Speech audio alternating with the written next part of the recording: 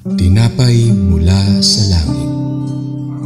A daily morning devotion with CRC Family.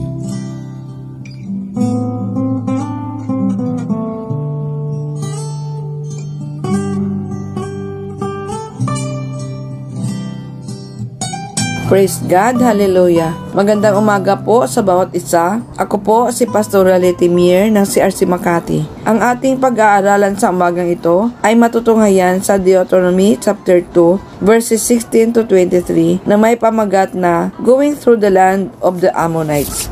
Sumandali po tayong manalangin. Aming Ama sa langit, kami po ay humihingi sa iyo ng gabay sa aming pagninilay sa iyong mga salita. Pagkalooban mo po kami ng karunungan at kaunawaan sa mensaheng ipahayag mo sa umagang ito sa pamagitan ng iyong lingkod. Ito po ang aking panalangin sa pangalan ng iyong anak na si Jesus. Amen. Basahin po natin sa Deuteronomy chapter 2 verses 16 to 23. Verse 16. So it came to pass when all the men of war were consumed and dead from among the people. Verse 17, that the Lord speak unto me, saying, verse 18, Thou art to pass over through Ar, the coast of Moab, this day. Verse 19, And when thou comest nigh over against the children of Ammon, distress them not, nor meddle with them. For I will not give thee of the land of the children of Ammon any possession, because I have given it unto the children of Lot for a possession. Verse 20, That also was accounted a land of giants. Giants dwelt therein in all time, and the Ammonites called them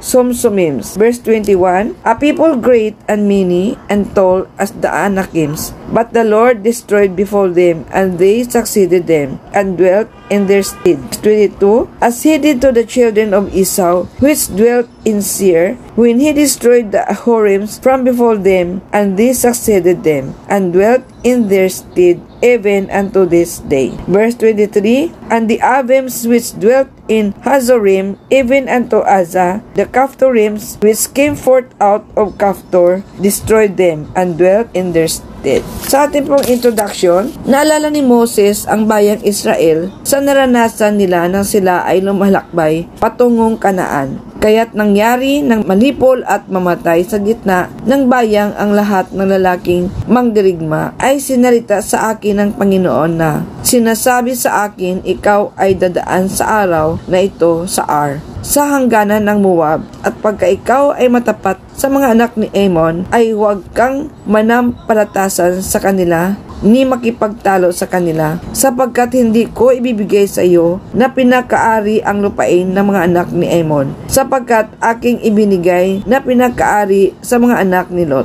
Yaon man ay ibinigay na lupain ng mga Rephaim, sila ay mga higanti. Ang mga Rephaim ang mga tumatahan doon noong una, ngunit tinawag na nga Somsomiyo na mga Ammonita, bayang malaki at marami at matataas na gaya ng mga Anaseyo. Ngunit nilipol sila ng Panginoon sa harapan nila, at sila'y humalili sa kanila at tumahang kahalili nila, gaya ng ginawa ng Panginoon sa mga anak ni Esau, na tumahan sa Seir, nang kanyang lipulin ang mga Heveyo sa harap nila, at sila'y humalili sa kanila, at tumahang kahalili nila hanggang sa araw na ito. At ang mga Heveyo na nangasitahan sa mga nayon hanggang sa Gaza ay nilipol ng mga Caphtoriyo na nangagmula sa Caphtor ay tumahang kahalili nila. Una, nang tuluyan ng masawi ang mga mamamayan sa digmaan, ito ay minarkahan ng katapusan ng mga henerasyon ng kawalan ng pananampalataya na ang Kades Barnea ay tumanggi na magtiwala sa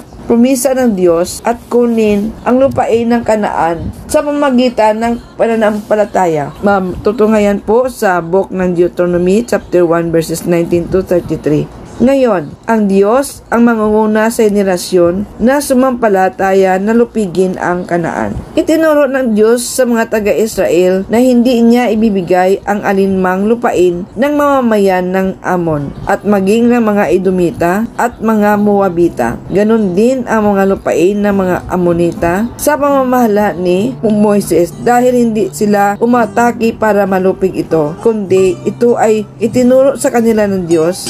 Hallelujah!